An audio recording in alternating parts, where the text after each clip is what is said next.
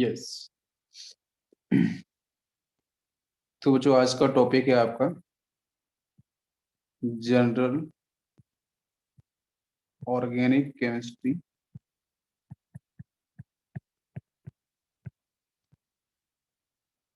तो बच्चों general organic chemistry के अंदर हमें क्या पढ़ना होगा, ठीक है। इसको पहले मैं आपको बताता हूँ। देखो बेटा, जब भी कोई केमिकल रिएक्शन आपकी प्रोसीड होती है, पहले तो हम बात करते हैं ऑर्गेनिक कंपाउंड, ठीक है।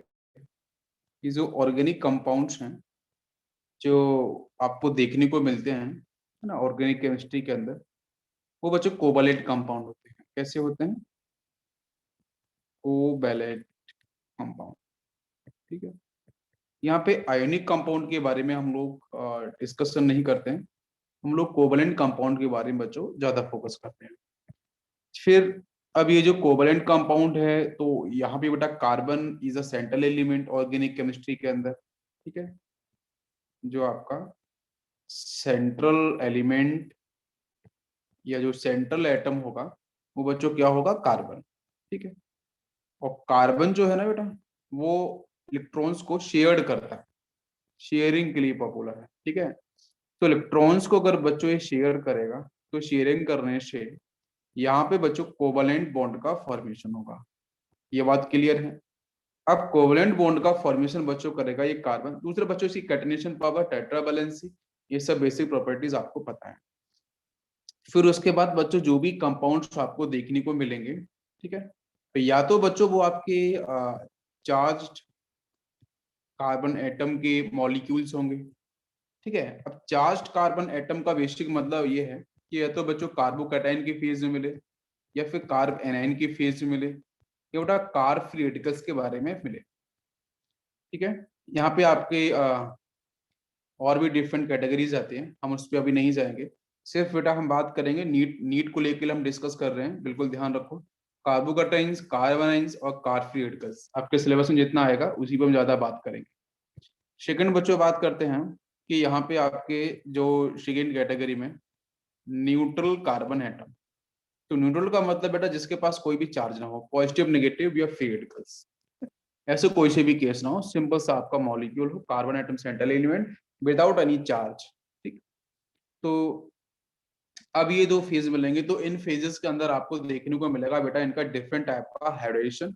जहां पे कार्बन आपका sp3 हो सकता है, कार्बन आपका sp2 हो सकता है, या फिर कार्बन आपका sp हाइब्रिडाइज हो सकता है, ठीक है। जिसके बारे में सब कुछ पहले डिस्कस में कर चुका हूँ, ठीक है, पहले के लेक्चर्स के अंदर जो आपको मैंने सब पढ़ाया था पहले ऑर्गेनिक केमिस्ट्री के अंदर, नोमेनक्लेचर सिस्टम, वहां से मैं डिस्कस कर चुका हूँ, ठीक। तो बिल्कुल बच्चों यहाँ पे आपके जो मॉलिक्यूल्स होंगे वो कोवैलेंट, अगर कोवैलेंट है तो हम बोलेंगे बेटा almost non polar, almost non polar molecules, ठीक है। तो जो भी आपको ऑर्गेनिक कंपाउंड्स मिलेंगे आपके लगभग नॉन पोलर कैटेगरी में आपको देखने को मिलते हैं।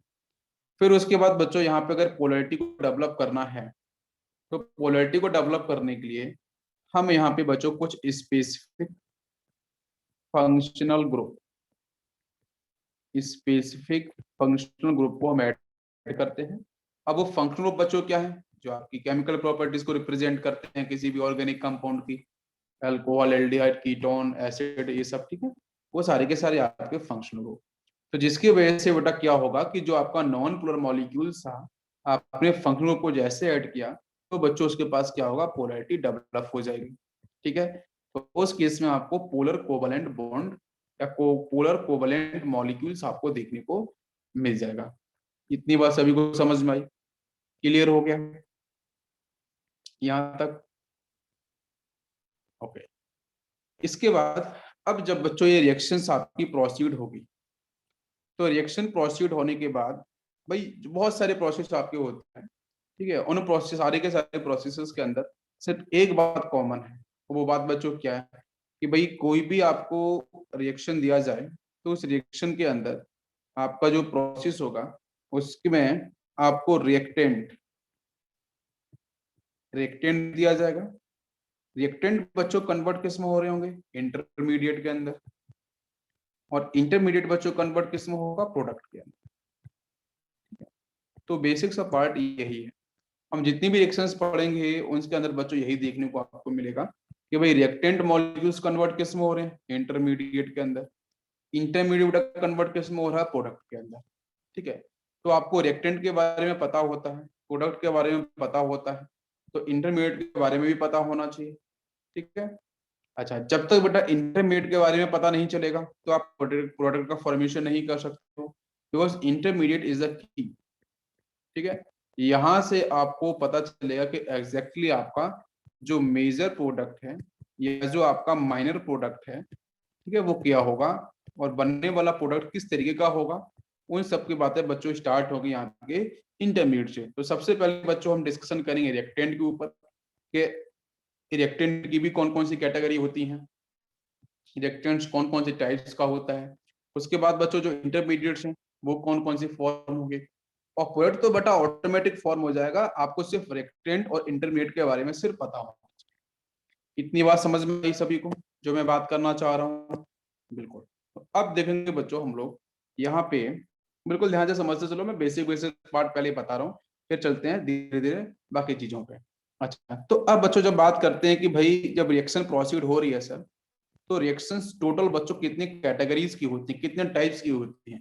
अगर मैं पूरी की पूरी ऑर्गेनिक केमिस्ट्री को मैं रिलेट करूं तो ऑर्गेनिक केमिस्ट्री में टोटल आपको कितने टाइप्स की जनरल रिएक्शंस देखने को मिलती हैं, बाकी उसके सब टाइप्स आपको मिल सकते हैं। तो बच्चों पहले अगर मैं बात करूं तो सब्स्टिट्यूशन, सब्स्टिट्यूशन रिएक्शन, ठीक है, ब्रॉडली क्लासिफाइड कर रहा हूं। सेकंड बच्चों बात करते हैं तो अपन एडिशन रिएक्शन, एडिशन रिएक्शन।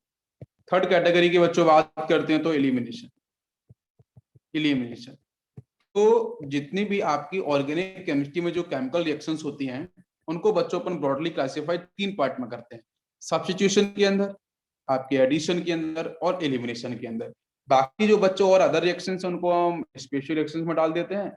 बाकी मैक्सिमम रिएक्शंस जो है, मैं अगर बोलूं कि इन तीनों के तीनों जो रिएक्शंस हैं इनका लगभग बच्चों आपका 90% पार्ट देखने को मिलता है आपके 11th और 12th और जो भी आपका नीट का सिलेबस है उसमें देखने को मिलेगा। इतनी बात सभी को समझ में आ गई, क्लियर हो गया?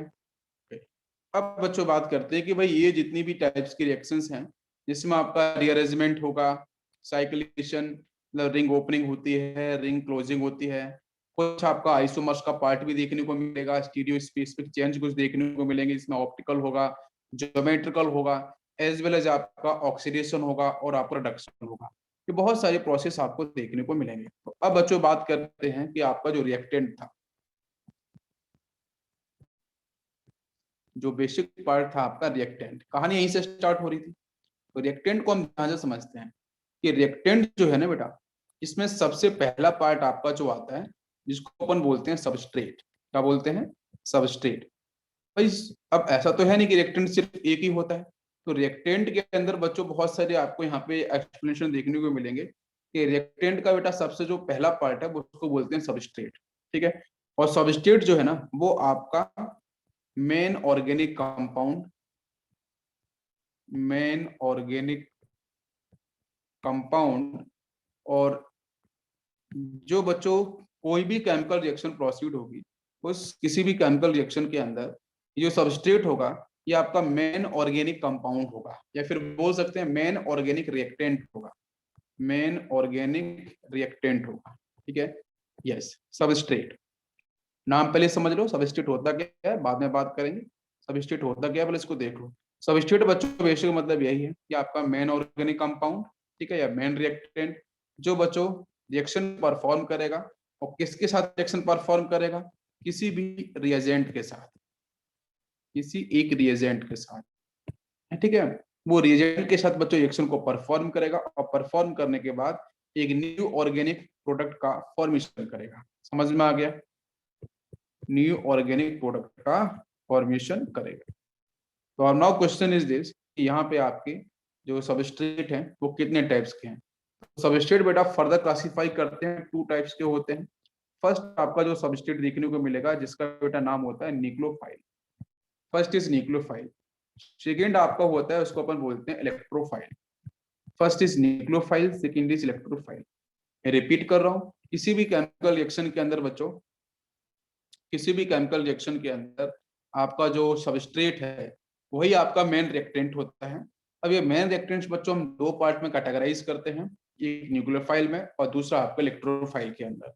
और ये आपका जो सबस्ट्रेट है ये बच्चों रिएक्शन परफॉर्म करेगा किसी रिएजेंट के साथ, देन बच्चों फॉर्मेशन करेगा यहाँ से आपका एक स्पेसिफिक प्रोडक्ट। ये बात सभी को समझ में आ गई? क्लियर? अच्छा, नाउ क्वेश्चन इज दिस कि आपके यहाँ पे न्यूक्लियोफाइल्स क्या होते हैं और आपके इलेक्ट्रोफाइल्स क्या होते हैं।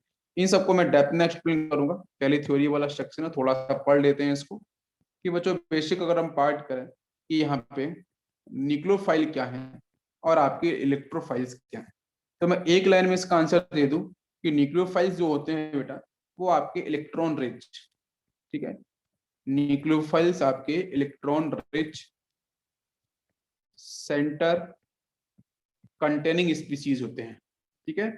और आप इलेक्ट्रॉन रिच का मतलब बेटा जिनका ऑक्टेट कंप्लीट होता है। अच्छा, इलेक्ट्रोफाइल्स की बात करते हैं।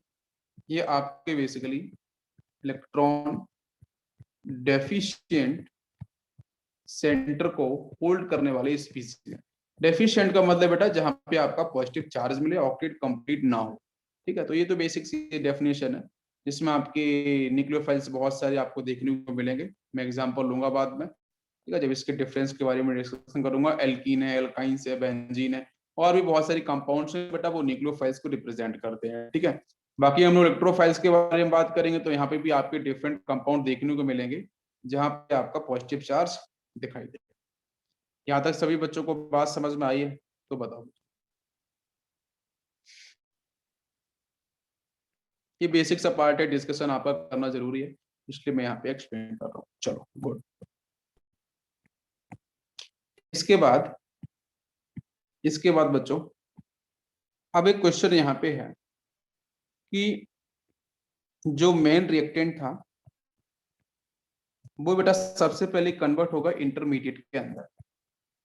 जब वो इंटरमीडिएट में कन्वर्ट होगा तो रिएक्टेंट के साथ क्या क्या देखने को मिलेगा। तो रिएक्टेंट जो बच्चों बेसिकली होगा वो दो पार्ट में कन्वर्ट होगा, जिसमें हम लोग पहले बात करेंगे बेटा बॉन्ड ब्रेकिंग के बारे में, बॉन्ड ब्रेकिंग को लेके, ठीक है।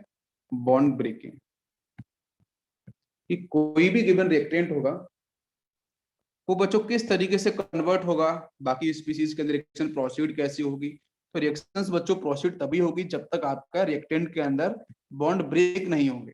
तो बॉन्ड ब्रेकिंग बच्चों हम सबसे पहले डिस्कशन करने वाले हैं, जिसको अपन बॉन्ड क्लीवेज के नाम से भी कॉल करते हैं, ठीक है। अच्छा, अब ये जो बॉन्ड क्लीवेज होगा वो बेटा दो तीन तरीके से होता है, जिसमें इसको मैं एक इजी मेथड से बताता हूँ, हेल्प। आप इससे ध्यान रखना कि जब किसी रिएक्टेंट का आपका बॉन्ड ब्रेक हो रहा हो, बॉन्ड ब्रेकिंग के बारे में बात करी जाए तो बॉन्ड ब्रेकिंग बच्चों इन चार तरीके से हो सकता है। एच का मतलब बच्चों यहाँ पे है हीट, आप हीट सप्लाई करो बॉन्ड ब्रेक कर जाएगा। सेकेंड के बेटा ई का मतलब है आपका इलेक्ट्रिसिटी, आप इलेक्ट्रिसिटी इलेक्ट्रिक करंट आप पास करा दो। एल का मतलब बेटा वही सनलाइट से रिलेटेड है, ठीक है, हम सनलाइट यहाँ से पास कराते हैं तो बॉन्ड बेटा ब्रेक हो जाएगा, ठीक है। और पी का मतलब बेटा यहाँ पे है परोक्साइड, ठीक है, परोक्साइड।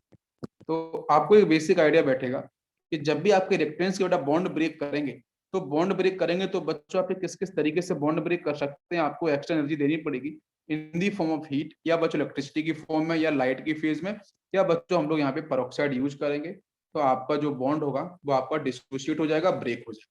मेरी बात समझ में आ रही है? क्लियर है यहाँ तक? बताओ सभी लोग। ओके, इसके बाद बच्चों हम यहाँ पे बात करेंगे कि भाई जो बॉन्ड ब्रेकिंग है, बॉन्ड ब्रेकिंग, ठीक है। तो बॉन्ड ब्रेकिंग को हम लोग दो कैटेगरी में कैटेगराइज करते हैं। फर्स्ट बच्चों कैटेगरी आती है जिसको अपन बोलते हैं होमोलिसिस क्लीवेज, ठीक है। और सेकंड कैटेगरी आती है जिसको हम लोग बोलते हैं हाइड्रोलिटिक या हाइड्रोलिसिस क्लीवेज, ठीक। होमो का मतलब बच्चों होता है सेम, हाइड्रो का मतलब होता है डिफरेंट। यहाँ सेम और डिफरेंट का बेटा बेसिक मतलब है इलेक्ट्रोनेगेटिविटी से, ठीक है। सेम और डिफरेंट का बेसिक जो मतलब है वो इलेक्ट्रोनेगेटिविटी से है, ठीक है। अगर बच्चों मान के चलो, यहाँ पे मैं थोड़ा सा आपको एक्सप्लेन करता हूँ कि होमोलिसिस क्लीवेज और हाइड्रोलिसिस क्लीवेज होगा तो किस तरीके से होगा। फिर क्या क्या बनने वाले प्रोडक्ट हैं। और आपको पता है कि हम जो होमोलिसिस पढ़ रहे हैं, हाइड्रोलिसिस पढ़ रहे हैं, ये दोनों के दोनों बेटा क्लीवेज किसके साथ काम करने वाले हैं? कोवैलेंट मॉलिक्यूल्स के साथ। यहाँ पे carbon is the central element, ठीक है, कोवैलेंट मॉलिक्यूल्स के साथ काम करने वाले हैं, इसलिए अपन इसको कोवैलेंट क्लीवेज के नाम से भी कॉल करते हैं। ये जो आपके होमोलिसिस क्लीवेज हैं या फिर जो हाइड्रोलिटिक क्लीवेज हैं, ये आपके कोवैलेंट क्लीवेज के नाम से भी कॉल होते हैं। तो बच्चों सबसे पहले हम बात करेंगे कि भाई जो बॉन्ड क्लीवेज है उसमें सबसे पहला आपका आएगा होमोलिटिक। होमोलिटिक को हम लोग बच्चे के नाम से और कॉल करते हैं non ionic, non ionic cleavage, non ionic bond breaking, ठीक है। नॉन आयोनिक का मतलब यहाँ पोलैरिटी नहीं मिलेगी, नॉन पोलर होंगे। तो इसका मतलब बेटा होमो का मतलब है कि इलेक्ट्रोनेगेटिविटी कैसी होनी चाहिए? सेम होनी चाहिए, या फिर दोनों एटम्स ही सेम होने चाहिए। जैसे बच्चों मान लो यहाँ पे एक एटम है A, एक एटम है B, इन दोनों एटम्स की जो इलेक्ट्रोनेगेटिविटी है, इन दोनों एटम की इलेक्ट्रोनेगेटिविटी बच्चों इक्वल हो जाए, ठीक है। या फिर मैं बोलूँ कि बेटा दोनों के दोनों एटम आपके सेम हो जाए, जैसे यहाँ भी A है ये भी है, तो दोनों के दोनों एटम सेम हो जाए या बच्चों दोनों की इलेक्ट्रोनेगेटिविटी बराबर हो जाए, तो उस केस में आप जो मैंने बोला था हेल्प, ठीक है, HELP जनरली, तो आप वो डिफरेंट अगर आप कंडीशंस क्रिएट करते हो, मैं सिंपल से बोलूंगा आप यहाँ पे एक्स्ट्रा एनर्जी सप्लाई कर रहे हो, तो बेटा दोनों की इलेक्ट्रोनेगेटिविटी बराबर है। इलेक्ट्रोनेगेटिविटी का मतलब होता है फोर्स ऑफ अट्रैक्शन, इसका मतलब यहाँ पे A और B का फोर्स ऑफ अट्रैक्शन बराबर है, तो शेयर्ड पेयर ऑफ इलेक्ट्रॉन्स बेटा ये दो हैं, ना तो आपके A की तरफ शिफ्ट करेंगे ना ही बच्चों ये B की तरफ शिफ्ट करेगा, किधर भी शिफ्ट नहीं करने वाला, बिकॉज दोनों की जो आपकी अट्रैक्शन पावर है वो क्या है? बराबर है उन शेयर्ड पेयर ऑफ इलेक्ट्रॉन्स के लिए। तो उस केस में इसका इलेक्ट्रॉन इधर शिफ्ट होगा, इसका यहाँ शिफ्ट होगा, बीच का बॉन्ड फिनिश, यहाँ से बच्चों मिलेगा A dot and B dot. समझ में आया? तो ये जो A डॉट और B डॉट जो मिला है, इनको बच्चों हम लोग बोलते हैं फ्री रेडिकल। क्या बोलते हैं? Free radical. तो जब भी आपका होमोलिसिस क्लीवेज होगा तो उस केस में फ्री रेडिकल का फॉर्मेशन होता है, ठीक है, बिल्कुल फ्री रेडिकल्स का फॉर्मेशन होगा। अब कंडीशन तो समझ में आ गई हो आपको किस तरीके से फ्री रेडिकल्स का फॉर्मेशन होगा। अब यहाँ से इंपॉर्टेंट पॉइंट ये है कि जब हम बेटा ऑर्गेनिक केमिस्ट्री पढ़ते हैं तो आपके फ्री रेडिकल का जो फॉर्मेशन है वो किन किन मीडियम से हो सकता है, कंडीशंस क्या क्या एरो पे दी जाएंगी।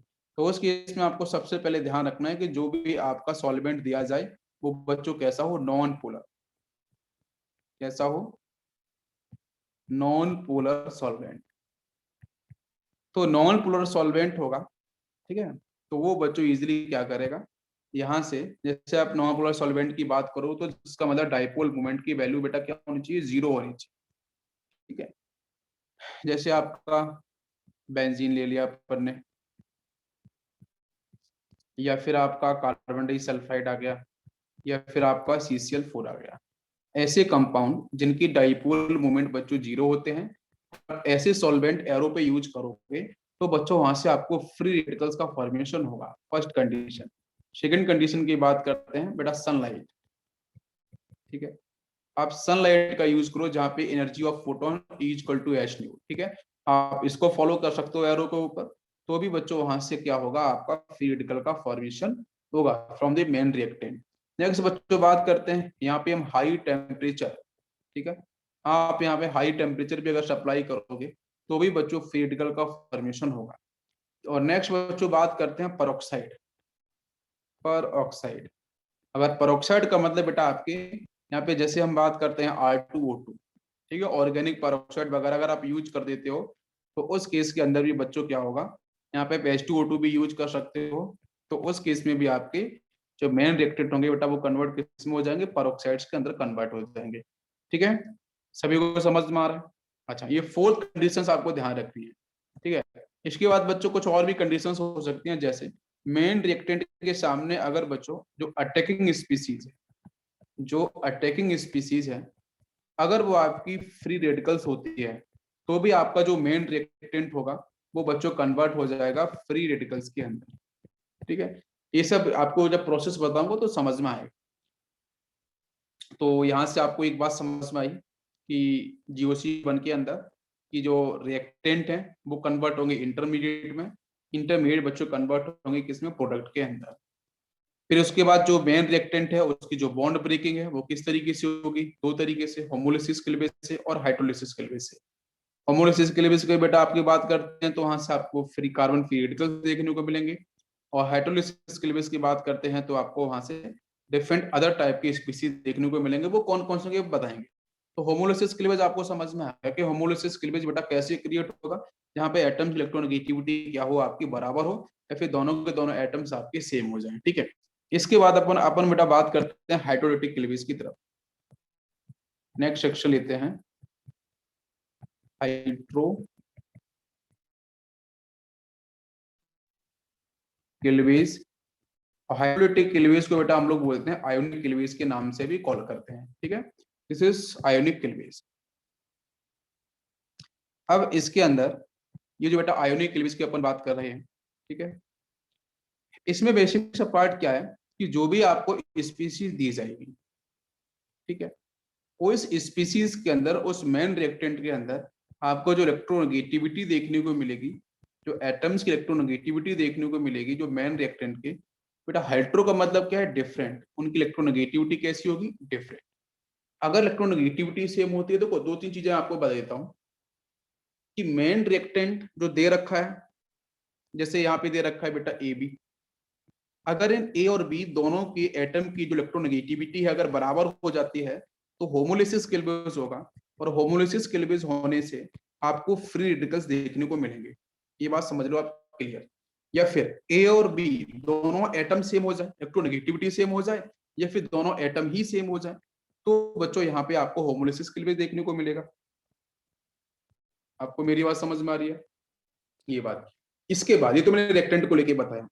अब ये जो आपका एरो दे रखा था कि भाई ए भी आपको रिएक्टेंट दे रखा है, और इसके बाद यहाँ पे एरो। अब इस एरो के ऊपर कुछ कंडीशंस दी जाए, जिसमें मैंने बच्चों बताया आपको सनलाइट यूज की जाए, फोटोन की एनर्जी यूज की जाए, या फिर यहाँ पे पेरोक्साइड यूज किया जाए, या फिर यहाँ पे एक प्रोसेस और आता है बेटा वेपर फेज। अगर क्वेश्चन में वेपर फेज लिखा हुआ है तो वेपर फेज का मतलब है कि यहाँ पे जो आपके बनेंगे, आपका जो बनेगा इंटरमीडिएट, वो आपका क्या बनेगा, वो यहाँ से आपको फ्री रेडिकल्स ही देखने को मिलेगा। ठीक है, तो ये 4-5 कंडीशंस आपको पता होनी चाहिए। ये सिर्फ थ्योरी वाला सेक्शन है, आप इसको ध्यान रखो, ध्यान नहीं भी रखते हो तो कोई दिक्कत नहीं, रिएक्शन में आपको देखने को मिलेगा। ठीक है, अच्छा। उसके बाद बच्चों या फिर इसके एरो के ऊपर लिखा गया बेटा हाई टेम्परेचर लिखा जाए, हाई टेम्परेचर, तो वो भी होमोलिसिस क्लीवेज आपको देखने को मिलेगा। बेसिक सा पार्ट है, थ्योरी है, एक बार थ्योरी तो बोलना पड़ेगा मुंह से मुझे, ठीक है, तभी आपको आगे समझ में आएगा। नेक्स्ट बच्चों बात करते हैं आपके आयोनिक क्लीवेज। आयोनिक का मतलब है बेटा आपका हाइड्रोलिटिक, हाइड्रोलिटिक क्लीवेज। तो जब हाइड्रोलिटिक क्लीवेज की बात करते हैं तो इसका मतलब है कि हाइड्रो का मतलब डिफरेंट, डिफरेंट का बेसिक मतलब है कि यहाँ पे जो आपकी इलेक्ट्रोनेगेटिविटी है एटम्स की, वो आपकी डिफरेंट है। तो इसका बेसिक मतलब हम देखेंगे, जैसे बेटा आपके यहाँ पे एक compound A B single bond से अटैच है, यहाँ पे मैंने माना कि भाई ए की इलेक्ट्रोनेगेटिविटी अधिक है बी से। इसका मतलब कि ए का जो फोर्स ऑफ अट्रैक्शन है वो बी के रिस्पेक्ट में ज्यादा है, ठीक है, बी एटम के रिस्पेक्ट में। इसका मतलब इलेक्ट्रोनेगेटिविटी का बेसिक डेफिनेशन होता है कि शेयर्ड पेयर ऑफ इलेक्ट्रॉन्स का मूवमेंट बेटा किधर, जिसकी इलेक्ट्रोनेगेटिविटी ज्यादा, तो वो ए की तरफ शिफ्ट हो जाएगा। जैसे ए की तरफ शिफ्ट होगा तो ए के पास क्या होगा, नेगेटिव चार्ज, बी के पास क्या आएगा, पॉजिटिव चार्ज। तो ए के पास नेगेटिव चार्ज, तो इसको बच्चों हम लोग बोलेंगे एनायन, सिंपल सा। और इसको हम लोग बोलेंगे कैटायन। समझ में आ रहा है सभी को? अच्छा, अगर बच्चों ए प्लस की जगह यहाँ पे ए माइनस कार्बन होता, कार्बन पे नेगेटिव चार्ज, तो उसको बोलते हैं अपन कार्बन आयन। और बी प्लस की जगह सी प्लस होता तो उसको बोलते कार्बोकैटायन। ठीक है, बाकी आपका जो पहले बड़ा फॉर्म हुआ था भाई, अगर सी डॉट लिखा हो तो उसको बोलते हैं कार्बन फ्री रेडिकल्स। तो कार्बन फ्री रेडिकल्स, मैं क्वेश्चन पूछूंगा कार्बन फ्री रेडिकल्स कहाँ से फॉर्म होगा, तो बोलोगा होमोलिसिस क्लीवेज से। होमोलिसिस क्लीवेज की कंडीशंस क्या है वो आपको पता होनी चाहिए, जो मैं आपको बता चुका हूँ। ठीक है, आप साथ साथ में लिखते चलोगे तो बेटर रहेगा, नहीं लिखोगे तो वो भी आप देखो, लिखने से बात चलती है। मैं ही लिखूंगा तो मुझे याद होगा, आपको याद नहीं होगा। अगर बेटा कार्बोकैटायंस की बात करें, कार्बन आयंस की बात करें, तो ये कब फॉर्म होगी, जब आपके रिएक्शन के अंदर हाइड्रोलिटिक क्लीवेज देखने को मिलेगा। तो जो मेन रिएक्टेंट है वहां पे बेसिक कंडीशन क्या होनी चाहिए, या तो दोनों एटम आपके ए और बी अलग अलग हो, या फिर उनकी इलेक्ट्रोनेगेटिविटी डिफरेंस काफी ज्यादा हो। तो जिनकी इलेक्ट्रोनेगेटिविटी ज्यादा होगी उस पर नेगेटिव चार्ज, जिसकी कम होगी उसके पास पॉजिटिव चार्ज।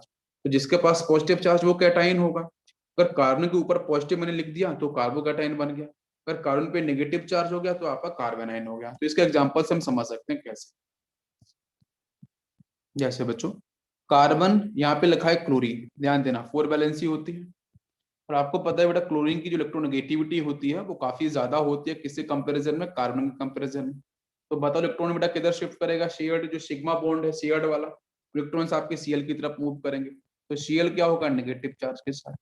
कार्बन पे क्या चार्ज आएगा, पॉजिटिव चार्ज आएगा, बन गया ना, कार्बन पे positive charge, this is carbocation.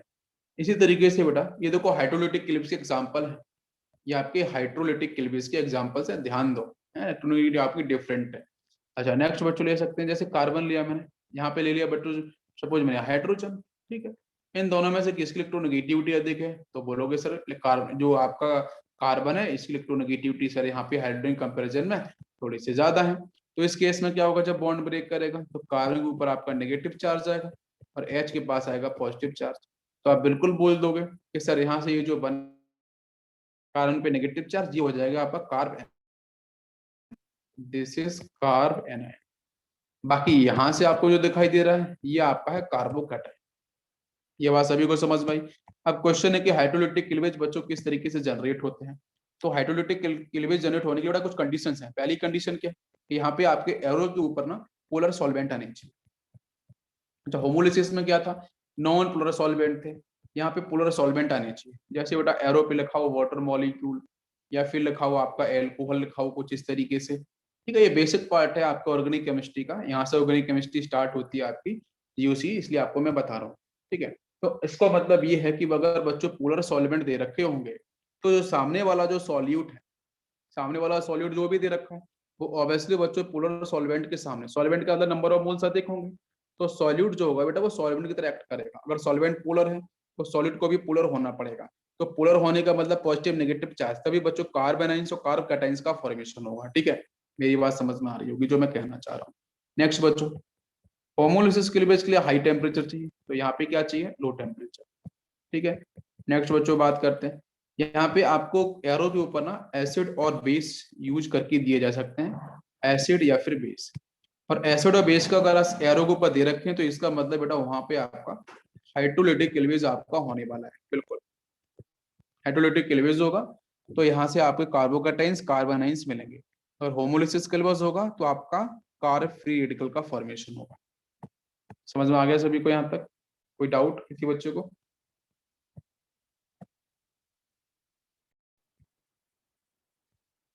आगे बात करते हैं, देखो यस।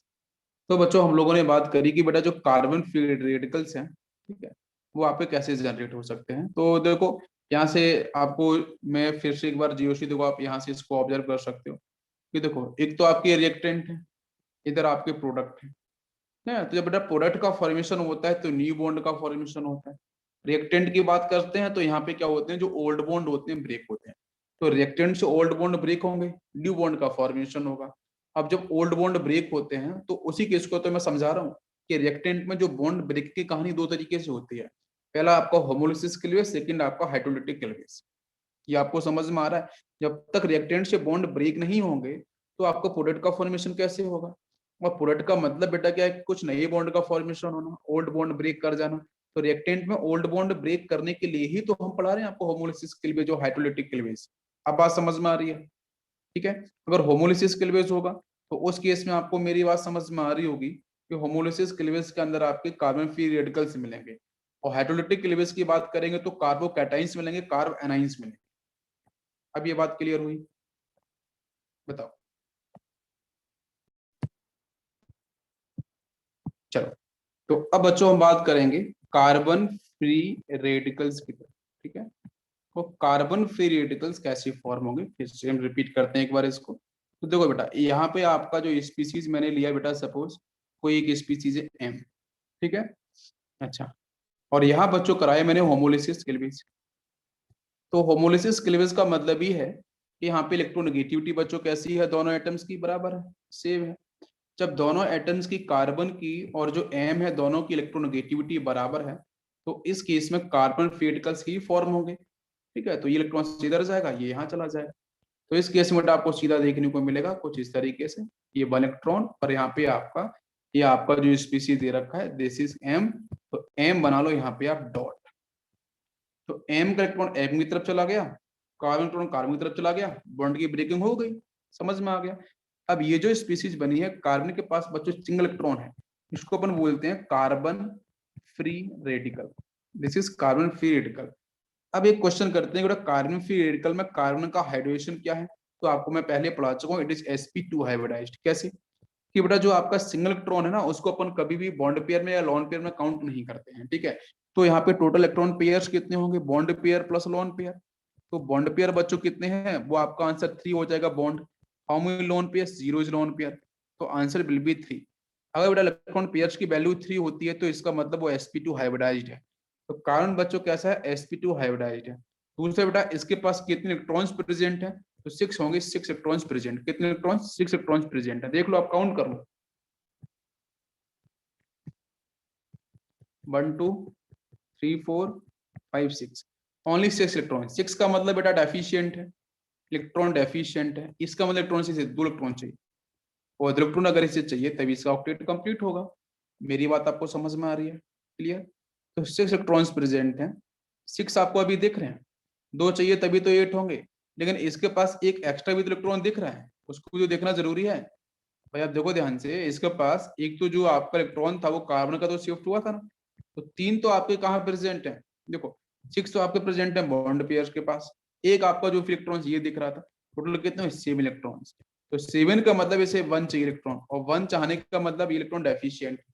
तो कार्बन फ्री रेडिकल्स कहीं भी मिल जाए, आपको एक बात बिल्कुल सही से ध्यान रखनी है कि उसके पास बच्चों कितने इलेक्ट्रॉन्स होंगे? 7 इलेक्ट्रॉन्स आपको देखने को मिलेंगे, ठीक है। इलेक्ट्रॉन डेफिशिएंट है, ऑक्टेट पूरा नहीं है, तो 1 इलेक्ट्रॉन मिलेगा तो बच्चों आपका ऑक्टेट स्टेबल ऑक्टेट में कन्वर्ट हो जाएगा। तो इसका मतलब यहाँ पे इसकी रिएक्टिविटी काफी हाई होगी। जब इसकी एक्टिविटी हाई होगी तो बेटा यही क्या होगा? Reaction intermediate. जो हम बात करते हैं ना कि रिएक्शन इंटरमीडिएट, तो रिएक्शन इंटरमीडिएट बच्चों यही होते हैं। तो मैं एक बार फिर से समराइज करता हूँ, अब ध्यान से सुनो, आपको ढंग से समझ में आएगा कि मेन रिएक्टेंट के बेटे, उस मेन रिएक्टेंट की अगर होमोलिसिस के होगा तो आपको मिलेंगे क्या? कार्बन फ्री रेडिकल्स मिलेंगे।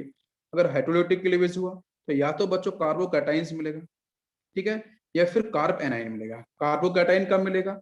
कि जब कार्बन से अटैच कोई भी एक एटम जिसकी इलेक्ट्रोनेगेटिविटी ज्यादा हो जाएगी, तो कार्बन इलेक्ट्रॉन उसकी तरफ शिफ्ट हो जाएगा, तो कार्बोकैटाइन बन जाएगा, रिएक्शन इंटरमीडिएट। या कार्बन की इलेक्ट्रोनेगेटिविटी ज्यादा हो गई, उससे अटैच कोई भी एटम एम है जैसे यहाँ पे, तो उस केस में कार्ब एनाइन बनेगा। आपको मेरी बात समझ में आ रही है? तो होमोलिसिस क्लीवेज से बच्चों मिलते हैं कार्बन फ्री रेडिकल्स, और हाइड्रोलिटिक क्लीवेज से आपको मिलते हैं क्या? कार्बोकैटाइंस या फिर कार्ब एनाइंस। अब ये बात समझ में आई? तो कार्बन फ्री रेडिकल्स के पास बच्चों कितने इलेक्ट्रॉन्स होते हैं? 7 इलेक्ट्रॉन्स होते हैं। ये इलेक्ट्रॉन डेफिशिएंट है। ये कैसा है? ये आपका इलेक्ट्रॉन डेफिशिएंट स्पीसीज है। तो आपके जो कार्बन फ्री रेडिकल्स हैं ऑलवेज इलेक्ट्रॉन डेफिशिएंट स्पीसीज, इनको चाहिए बच्चों 1 इलेक्ट्रॉन, तो आपके लेते ही 8 में कन्वर्ट होंगे। इलेक्ट्रॉन लेने वाली स्पीसीज हैं, इलेक्ट्रॉन को एक्सेप्ट करेंगे, तो इसका मतलब बेटा ये कैसे होंगे? ये होंगे आप इलेक्ट्रॉन डेफिशिएंट, इसलिए बेटा इनको बोलते हैं अपन इलेक्ट्रोफाइल। इलेक्ट्रोफाइल का मतलब होता है इलेक्ट्रॉन लविंग स्पीसीज, ठीक है। खुद डेफिशिएंट है, सामने से इलेक्ट्रॉन चाहिए तभी ऑक्टेट कंप्लीट होगा, तभी इनको बोलते हैं बच्चों इलेक्ट्रोफाइल। तो कार्बोकैटाइंस जो आपके यहाँ पे कार्बन फ्री रेडिकल्स है वो आपके इलेक्ट्रोफाइल्स ही होते हैं। अभी ये बात पूरी समझ में आ गई तो बताइए आप मुझे। नेक्स्ट, अब ये जो बच्चों आपका कार्बन फ्री रेडिकल था, ध्यान देना, कार्बन फ्री रेडिकल से इसके और भी प्रॉपर्टीज पढ़ते हैं। हमने पढ़ा कि बेटा ये sp2 हाइब्रिडाइज्ड, इसके पास आपके सेम इलेक्ट्रॉन्स प्रेजेंट हैं। दूसरा बेटा यहाँ पे अगर बात करते हैं इसके स्ट्रक्चर की तरफ, तो वो होता है बेटा ट्राइगोनल प्लेनर, है ना। ट्राइगोनल प्लेनर क्यों बताओ बच्चों जल्दी से? क्योंकि इसके पास 3 सिग्मा है, 1 2 3, only 3 sigma, n equal to 3 निकल के आएगा। उस 1 इलेक्ट्रॉन का मतलब लोन पेयर नहीं होता है, आपको मैं पहले पढ़ा चुका हूँ, ठीक है। n इक्वल टू 3, तो ट्राइगोनल प्लेनर आपको देखने को मिलेगा, मतलब कुछ इस तरीके से कार्बन होगा, ये इसके पास ये ऑर्बिटल, इसमें 1 इलेक्ट्रॉन मिलेगा, बाकी आपका इस तरीके से आप कनेक्ट कर सकते हो। इसे ट्राइगोनल प्लेनर, ये कुछ इस तरीके से मिलेगा। नेक्स्ट बच्चों बात करते हैं इसकी और प्रॉपर्टीज में। ऑक्टेट आपका इनकम्प्लीट है, यह आपका होगा highly unstable, highly unstable molecule, ठीक है। हाईली अनस्टेबल होगा बिकॉज इसको चाहिए बेटा 1 इलेक्ट्रॉन, तभी 8 में कन्वर्ट होगा, ऑक्टेट कंप्लीट होगा। तो अगर हाईली अनस्टेबल है तो एनर्जी काफी ज्यादा होगा, तो हाईली रिएक्टिव होगा, तो हाई इलेक्ट्रिक बेटा, तो इसलिए बेटा ये it will act as electrophile, क्योंकि ये डेफिशिएंट इलेक्ट्रॉन को एक्सेप्ट करेगा, इलेक्ट्रोफाइल की तरह एक्ट करता है। अब बात करते हैं इसके बाद हम लोग कार्बोकैटायंस की तरफ, ध्यान देना बेटा, कार्बोकैटायन, ठीक है। कार्बोकैटायंस की बात करें तो आपको समझ में आएगा बेटा, कार्बन के पास पॉजिटिव चार्ज, तो ये कोई स्पीसीज बच्चों मान के चलो कुछ इस तरीके से है, जहां पे मैंने माना कि बेटा इस एम एटम की इलेक्ट्रोनेगेटिविटी इस कार्बन एटम के कंपैरिजन में ज्यादा है, तो बेटा शेयर्ड पेयर इलेक्ट्रॉन्स इधर इसकी तरफ शिफ्ट करेगा। जब शिफ्ट करेगा तो बच्चों यहाँ पे कौन सा होगा, हाइड्रोलिटिक क्लीवेज होगा, होगा ना हाइड्रोलिटिक क्लीवेज, इलेक्ट्रोनेगेटिव अलग है ना, तो हाइड्रोलिटिक क्लीवेज होगा। तो इस केस में बच्चों कार्बन के पास चार्ज क्या आएगा, पॉजिटिव चार्ज आएगा, और इधर बच्चों क्या आएगा, नेगेटिव चार्ज आएगा। अब बेटा कार्बन के पास पॉजिटिव चार्ज है, तो इसको अपन बोलेंगे कार्बोकैटायन, क्या बोलेंगे, कार्बो कैटाइन बोलेंगे, ठीक है। अगर बच्चों ये कार्बोकैटाइन है तो मुझे बताओ इसके पास कितने इलेक्ट्रॉन्स प्रेजेंट है। हम लोग हाइड्रोजन बेटा पहले ही पढ़े थे ना ऑर्गेनिक केमिस्ट्री में, आप लोग लेक्चर देखते रहे होते हो मेरा, तो आपको पता होगा। तो इसके पास बच्चों कितने इलेक्ट्रॉन्स हैं, ओनली 6 इलेक्ट्रॉन्स, ओनली 6 इलेक्ट्रॉन्स हैं, है ना, 1 2 3 4 5 और ये 6, टोटल 6 इलेक्ट्रॉन्स हैं। पॉजिटिव मतलब इज नथिंग, उसने इलेक्ट्रॉन दे दिया है हमको तो पॉजिटिव आ गया। तो बेटा इसके पास है 6, इसको क्या चाहिए, 2 इलेक्ट्रॉन्स। तो अगर मैं पूछूं कि भाई कार्बन फ्री रेडिकल्स उसके पास कितने इलेक्ट्रॉन्स होते हैं, 7, उसको 1 चाहिए होता है ऑक्टेट पूरा करने के लिए। मैं बच्चों पूछूं कार्बोकैटायंस के पास कितने इलेक्ट्रॉन्स होते हैं, आप बोलोगे सर 6 होते हैं, उसको 2 चाहिए हैं। तो कहीं ना कहीं बेटा कार्बन फ्री रेडिकल्स और जो कार्बोकैटायंस हैं दोनों के दोनों बच्चों कैसे हैं, इलेक्ट्रॉन डेफिशिएंट है। कैसे इलेक्ट्रॉन डेफिशिएंट है, पर इलेक्ट्रॉन डेफिशिएंट है तो बच्चों कैसे एक्ट करेंगे, इलेक्ट्रोफाइल की तरह एक्ट करेंगे। क्या आपको मेरी बात समझ में आ रही है। इलेक्ट्रोफाइल्स का मतलब होता है इलेक्ट्रॉन लविंग स्पीसीज, इलेक्ट्रॉन्स को एक्सेप्ट करेंगे। जब तक इनके पास ऑक्टेट खाली नहीं होगा तो लेंगे कैसे इलेक्ट्रॉन्स को, समझ में आ रहा है मेरी बात। इलेक्ट्रॉन्स को लेने के लिए इनका ऑक्टेट इनकम्प्लीट होना चाहिए। बिल्कुल बात समझ में आ गई। तो it will act as electrophile, सभी को बात क्लियर। अब बेटा इनका आपका हाइड्रेशन क्या होगा, तो देखो 3 सिग्मा मिल रहे हैं, तो 3 सिग्मा का मतलब बेटा ये sp2 हाइब्रिडाइज्ड होगा। इसका मतलब कि आपका जो कार्बन फ्री रेडिकल्स था वो भी sp2 था, कार्बोकैटाइन से ये भी sp2 हाइब्रिडाइज्ड होते हैं। बाकी बच्चों इसकी हम बात करते हैं स्ट्रक्चर के बारे में, तो ये भी आपके trigonal planar, trigonal planar n=3 मिलेगा। 3 का मतलब आपका ट्राइगोनल प्लेनर, 3 बॉन्ड है ना, बॉन्ड पेयर 3 है, लोन पेयर इज 0, n=3 हो जाएगा। तो दिस इज ट्राइगोनल प्लेनर, समझ में आ गया, कंप्लीट। अनस्टेबल है क्यों, क्योंकि इनको 1 इलेक्ट्रॉन चाहिए स्टेबिलिटी गेन करने के लिए, एनर्जी काफी हाई होगी। नेक्स्ट बच्चों बात करते हैं कार्ब एनायन के बारे में। कार्ब एनायन, तो कार्ब एनायन बच्चों कैसे फॉर्म होगी, तो बेटा कार्बोकैटायन और कार्ब एनायन एक ही प्रोसेस से फॉलो होते हैं, किससे बेटा, हाइड्रोलिटिक क्लीवेज, हाइड्रोलिटिक क्लीवेज, ठीक है। तो इसके अंदर बेटा वही सीन है जैसे मैंने बेटा बात करी कार्बन, यहाँ पे एक एलिमेंट एक्स, और मैंने इसको कुछ ऐसे रिप्रेजेंट कर दिया कि बच्चों कार्बन है ना, इसकी इलेक्ट्रोनेगेटिविटी इस एक्स एटम्स की कंपैरिजन में काफी अधिक है, ऐसा मैंने आपको बताया, कंडीशन दे दी। तो यहाँ पे इलेक्ट्रॉन इसकी तरफ शिफ्ट करेगा, जब शिफ्ट करेगा तो इसका मतलब बेटा कार्बन पे आएगा नेगेटिव चार्ज और ये होगा एक्स के पास पॉजिटिव चार्ज। अब समझना ध्यान से, मुझे बच्चों सबसे पहले ये बताओ कि ये जो कार्बन, ये जो आपका नेगेटिव चार्ज इस पे दिख रहा है, आप लोगों से कार्ब एनाइन तो बोल देंगे, कार्ब एनाइन, बस इसके पास कितने इलेक्ट्रॉन्स हैं। तो आप ध्यान से देखना बेटा, यहाँ देखो इस तरफ देखो, एक इलेक्ट्रॉन ये है, एक ये, तो जो जो बेटा कार्बन इलेक्ट्रॉन को एक्सेप्ट किया है ना वो आपके एक्स एटम का था। आपको मेरी बात समझ में आ रही है। तो कार्बन ने अपने इस इलेक्ट्रॉन को तो एक्सेप्ट किया ही है, इस एटम को भी इस इलेक्ट्रॉन को भी एक्सेप्ट किया है जो एक्स एटम का था। तो ओवरऑल इलेक्ट्रॉन्स इसके पास कितने हो गए, तो बोलोगे सर इसके पास ना 8 इलेक्ट्रॉन्स हो गए, कितने हुए 8, आप ध्यान से देखो, 2 तो 4 तो 6, ये जो नेगेटिव दिख रहा है ना, इस नेगेटिव का मतलब है कि इस ये जो इलेक्ट्रॉन है वो एक्स एटम का है, लेकिन कार्बन का जो इलेक्ट्रॉन था उसको रिप्रेजेंट यहाँ पे नहीं किया जाता है। मेरी बात समझ में आ रही है। तो ओवरऑल इसके पास कितने इलेक्ट्रॉन्स हुए बेटा, 8 इलेक्ट्रॉन्स हुए। तो 8 होने का मतलब आपका इसका ऑक्टेट कंप्लीट। अगर बेटा ऑक्टेट कंप्लीट है तो क्या बताओ ये इलेक्ट्रॉन कभी एक्सेप्ट करेगा, नहीं। तो ये बेटा एक्ट करता है इलेक्ट्रॉन रिच, इलेक्ट्रॉन रिच का मतलब बेटा एक्ट एज न्यूक्लियोफाइल। क्या आपको मेरी बात समझ में आ रही है। तो ये आपके न्यूक्लियोफाइल की तरह एक्ट करेगा। न्यूक्लियोफाइल का मतलब होता है न्यूक्लियस लविंग स्पीसीज, जो पॉजिटिव चार्ज को अट्रैक्ट करती हैं। अट्रैक्ट तभी कर सकते हैं जब वो इलेक्ट्रॉन रिच हो, उनके ऑक्टेट कंप्लीट हो, बिल्कुल। तो बचे इलेक्ट्रॉन्स को एक्सेप्ट तभी करेंगे। ठीक है। अब इनका अच्छा, अब एक क्वेश्चन ये है कि सर इसका ऑक्टेट अगर कंप्लीट है तो ये स्टेबल होना चाहिए। नहीं बेटा, इसकी जो एनर्जी होती है काफी हाई होती है। इसकी अगर एनर्जी की बात करते हैं कार्बन आइंस की, तो एनर्जी वैल्यू काफी हाई होती है, तो अनस्टेबल होगा। क्यों? क्योंकि जो कार्बन के पास जो नेगेटिव चार्ज है ना, वो किसी अदर एटम का इलेक्ट्रॉन है। जब किसी अदर एटम का इलेक्ट्रॉन है, जैसे अपने ही घर में कोई बाहर का आदमी आ जाए, तो बच्चों कहीं ना कहीं आप घर में एनर्जी बढ़ जाती है, आपको पता है, डिस्टर्बेंस बढ़ जाता है। क्लियर? तो इस कार्बन के घर के अंदर उस एक्स एटम का इलेक्ट्रॉन आ चुका है, तो जिसकी वजह से यहाँ पे एनर्जी क्या होगी, डिस्टर्ब होगी, यहाँ पे कुछ उथल पुथल मचेगी, जिसकी वजह से क्या होगा कि इसकी जो एनर्जी होगी वो मैक्सिमाइज हो जाएगी। तो इसलिए बेटा कार्बन आयंस भी क्या होते हैं, हाईली रिएक्टिव होते हैं। इवन इनका जो ऑक्टेट है कंप्लीट हो फिर भी, ऑक्टेट कंप्लीट है वो अच्छी बात है, लेकिन वो जो नेगेटिव चार्ज आया ना, वो इस कार्बन का इलेक्ट्रॉन नहीं है, वो एक्स का इलेक्ट्रॉन था, वो कुछ हाइड्रो एटम का इलेक्ट्रॉन था, जिसकी वजह से यहाँ पे कहीं ना कहीं एनर्जी की वैल्यू मैक्सिमाइज हो जाएगी और यहाँ बेटा हाईली रिएक्टिव हो जाते हैं। तो मैं फिर से एक बार आपको फाइनली कंक्लूड करता हूँ, ध्यान से देखना। अच्छा, बाकी इसका बेटा हाइड्रेशन क्या होगा आप निकाल पाओगे। नेगेटिव चार्ज का मतलब 1 लोन पेयर, 3 बॉन्ड पेयर, तो आंसर क्या हो जाएगा, sp3 हाइब्रिडाइज्ड। हम लोगों ने हाइड्रेशन तो पहले भी पढ़ा है ना, चार्ज स्पीसीज का, तो ये sp3 हाइब्रिडाइजेशन होगा। बाकी बच्चों इसकी बात करते हैं कैसे एक्ट करेंगे, न्यूक्लियोफाइल की तरह एक्ट करेंगे। नेक्स्ट इसका बेटा स्ट्रक्चर क्या होगा, तो टेट्राहेड्रल, टेट्राहेड्रल तो ज्योमेट्री होगी, इसकी स्ट्रक्चर की बच्चों बात करें तो वो होगा आपका कैसा, पिरामिडल। भाई लोन पेयर आ गया ना, तो कैसा बनेगा, पिरामिडल बनेगा।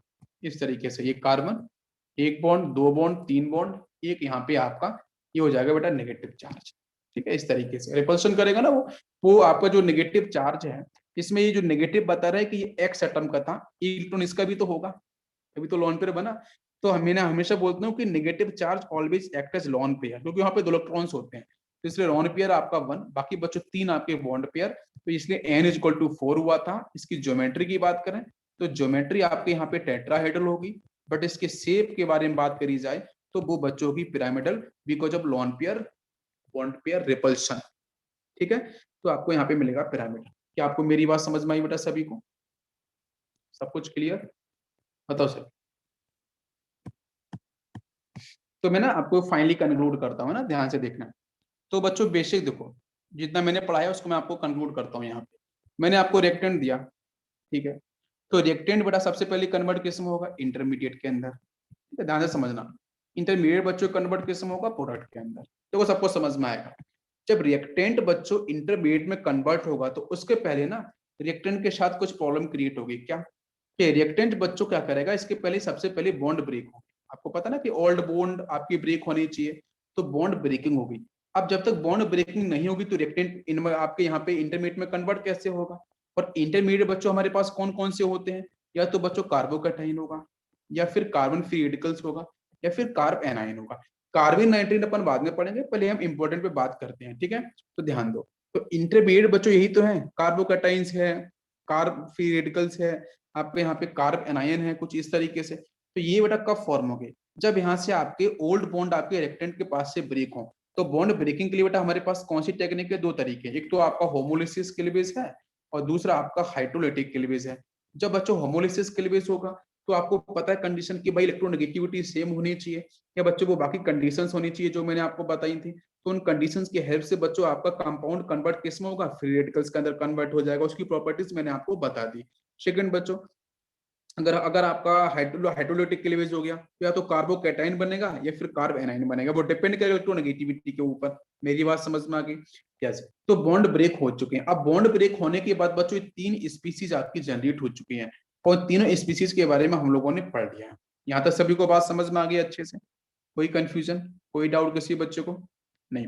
अब बच्चों यहाँ पे आपका जो इंटरमीडिएट डेवलप हो चुका है, अब इन इंटरमीडिएट्स की जो स्टेबिलिटी है, अब इन इंटरमीडिएट की जो आपकी स्टेबिलिटी है, मतलब कार्बोकैटाइंस की जो स्टेबिलिटी है, कार्ब एनाइन की जो स्टेबिलिटी है, और जो कार्ब फ्री रेडिकल्स की जो स्टेबिलिटी है, ये स्टेबिलिटी बच्चों क्या करेगी, डिसाइड करेगी, ये स्टेबिलिटी डिफाइन करेगी कि किस टाइप का बनना चाहिए प्रोडक्ट। ये स्टेबिलिटी डिफाइन करेगी कि किस टाइप का बनना चाहिए प्रोडक्ट। तो बच्चों अब हम बात करेंगे इनकी स्टेबिलिटी के ऊपर। तो इनकी स्टेबिलिटी बच्चों डिफाइन होती है कुछ पर्टिकुलर फैक्टर्स के थ्रू। तो इसमें बच्चों सबसे पहला फैक्टर आता है इंडक्टिव इफेक्ट। कौन सा आता है? Inductive effect. ठीक है, इनकी स्टेबिलिटी को डिफाइन करने के लिए। सेकंड बच्चों आता है रेजोनेंस। थर्ड आता है आपका हाइपर कंजुगेशन, और फोर्थ बच्चों आता है इलेक्ट्रोमेरिक इफेक्ट। आपको मेरी बात समझ में आई? बिल्कुल ऑर्गेनिक केमिस्ट्री क्लियर हो रही होगी कि किस तरीके से रिएक्शंस आपकी स्टार्ट होगी। सबसे पहले आपके जो मेन रिएक्टेंट हैं जिसको हम सबस्ट्रेट बोल रहे हैं, ठीक है, अभी और भी बात करेंगे। जैसे कुछ बच्चों ने भी पूछा था बीच में कि सर कैटलिस्ट वगैरह के बारे में, तो वो भी आपको मैं थोड़ा इन्फॉर्मेशन दे देता हूँ। कैसे बच्चों, आपको यहाँ पे दे रखा है कंपाउंड AB, ठीक है, ये तो रिएक्टेंट है। अगर मैंने इनको मेन रिएक्टेंट बोला है तो इसका मतलब ये सबस्ट्रेट है। क्या है बच्चों? सबस्ट्रेट है। अब इस एरो के ऊपर दो बातें लिखी जाएंगी, क्या क्या? एक तो बच्चों होगी आपकी अटैकिंग स्पीसीज, और दूसरा बच्चों यहाँ पे लिखा जाता है सॉल्वेंट। दो बातें, ठीक है। तो जो बेटा अटैकिंग स्पीसीज होगी ना, उसको भी अपन सॉल्वेंट में ही काउंट करते हैं। ध्यान दो, अटैकिंग स्पीसीज को ना हम सॉल्वेंट सॉरी अटैकिंग स्पीसीज को हम लोग मेन रिएक्टेंट के अंदर ही काउंट करते हैं। नीचे सॉल्वेंट है, अटैकिंग स्पीसीज को भी हम लोग रिएक्टेंट के अंदर ही काउंट करते हैं। लेकिन एक बात बच्चों ध्यान देना कि जो अटैकिंग स्पीसीज है ना, वो आपको रिएक्टेंट के साथ देखने को मिलेगी। अटैक कहाँ करेगी? अटैक बच्चों वहां पे करेगी कि ये जो AB कंपाउंड है, इस AB कंपाउंड ने क्या बच्चों कार्बोकैटायन जनरेट किया है? क्या इस AB कंपाउंड ने कार्ब एनाइन जनरेट किया है? क्या इस AB कंपाउंड ने कार्ब एनाइन या कार्ब फ्री रेडिकल जनरेट किया है? तो अगर ये आपके ये स्पीसीज जनरेट करेगा, तो इनके जनरेट करने के बाद ही बच्चों अटैकिंग स्पीसीज रोल में आएगी, प्ले करेगी। तो अटैकिंग स्पीसीज बच्चों तभी अटैक करेगी जब यहाँ पे कुछ इस तरीके से स्पीसीज आपकी जनरेट हो। और अटैकिंग स्पीसीज किस पे अटैक करेगी बच्चों? मेन रिएक्टेंट के ऊपर। मेन रिएक्टेंट को बच्चों अपन बोलते हैं सबस्ट्रेट, ठीक है। तो attacking reagent plus main substrate या मेन रिएजेंट, दोनों को बच्चों मिला के हम लोग बोलते हैं रिएक्टेंट। तो रिएक्टेंट क्या होते हैं? रिएक्टेंट का मतलब बच्चों क्या हो गया कि अटैकिंग स्पीसीज प्लस आपका जो सबस्ट्रेट है, दोनों को मिलाओ तो उसको बोलते हैं अपन लोग रिएक्टेंट। उस रिएक्टेंट के अंदर मेन रिएक्टेंट कौन सा है? इसको अपन बोलते हैं सबस्ट्रेट। बाकी बच्चों सॉल्वेंट क्या होता है? सॉल्वेंट सिर्फ बच्चों ये डिसाइड करता है कि यहाँ पे जो रिएक्शन प्रोसीड हो रही है, उस रिएक्शंस को मतलब मेन सबस्ट्रेट और अटैकिंग स्पीसीज को क्या पोलर मीडियम चाहिए रिएक्शन को पूरा पूरा होने के लिए, क्या इसको नॉन पोलर मीडियम चाहिए। तो जिस टाइप का मीडियम इनको चाहिए, ये सॉल्वेंट उस टाइप के मीडियम प्रोवाइड कराते हैं और रिएक्शंस बच्चों परफॉर्म होती है और फाइनली बच्चों बन जाता है प्रोडक्ट। क्या आपको मेरी बात समझ में आ रही है? मैं इतने ही बात में पूरी बात कंप्लीट कर रहा हूँ ऑर्गेनिक केमिस्ट्री रिएक्शंस की। तो सबसे पहले क्या है? मेन रिएक्टेंट है आपका सबस्ट्रेट है। तो सबस्ट्रेट बच्चों क्या जनरेट करेगा? ये तीन बातें जनरेट करेगा, कार्बोकैटायंस, कार्बेनाइंस, कार्ब फ्री रेडिकल्स। सामने से बच्चों अटैकिंग स्पीसीज आया। अभी जो अटैकिंग स्पीसीज है बच्चों, वो क्या क्या हो सकता है? तो वो बच्चों इलेक्ट्रोफाइल्स होते हैं, वो आपके न्यूक्लियोफाइल्स होते हैं, वो आपके एमबी फाइल्स होते हैं। ये सब हम बातें बताएंगे आपको अलग से, है ना। तो अटैकिंग स्पीसीज आपकी अटैक करेगी। Attacking species plus main substrate दोनों को मतलब मिला के बोलते हैं रिएक्टेंट। सॉल्वेंट का काम बच्चों क्या है? सॉल्वेंट आपके polar protect solvent, polar a protect solvent, non polar solvent. Solvent बच्चों सिर्फ क्या करते हैं कि जो रिएक्टेंट और जो मेन रिएक्टेंट है सबस्ट्रेट और जो अटैकिंग स्पीसीज है, ये किस तरीके से एक्टिवेट हो रहे हैं, किस तरीके से एक्शन परफॉर्म कर रहे हैं। क्या ये पोलर स्पीसीज है? अगर पोलर स्पीसीज है तो बेटा सॉल्वेंट कैसा होना चाहिए? पोलर होना चाहिए। अगर आपके जो अटैकिंग स्पीसीज जो मेन सबस्ट्रेट अगर आपके नॉन पोलर को फॉलो कर रहे हैं, तो उस केस में अगर मैं बोलूं बच्चों यहाँ पे, अगर आपकी रिएक्शंस कार्बन फ्री रेडिकल्स के थ्रू हो रही है तो सॉल्वेंट आपका डेफिनेटली कैसा होगा? नॉन पोलर होगा। अगर आपका जो रिएक्शन प्रोसीड बच्चों कार्बोकैटायन जो कार्ब एनाइंस के थ्रू हो रही है, तो सॉल्वेंट कैसा होना चाहिए? पोलर होना चाहिए। तभी आपकी रिएक्शंस प्रोसीड होगी और फाइनली बच्चों कन्वर्ट होगी प्रोडक्ट के अंदर। क्या आपको पूरी बात समझ में आई? क्लियर? तो जो बेटा कार्बोकैटायंस बन चुका है, कार्बन फ्री रेडिकल्स बन चुका है, कार्ब एनाइंस बन चुका है, उनकी स्टेबिलिटी को जब तक डिफाइन नहीं करेंगे तब तक बच्चों आपका जो फाइनल प्रोडक्ट है वो डिफाइन नहीं होगा। तो इनकी स्टेबिलिटी बच्चों डिफाइन होती है चार तरीके से। पहला inductive effect, second is resonance, third is hyper conjugation, fourth बच्चों electromeric effect is least important, लेकिन तीन सबसे इंपॉर्टेंट है, इंडक्टिव, रेजोनेंस और आपका हाइपर कंजुगेशन। पहले बताओ यहां तक बात समझ में आई अच्छे से?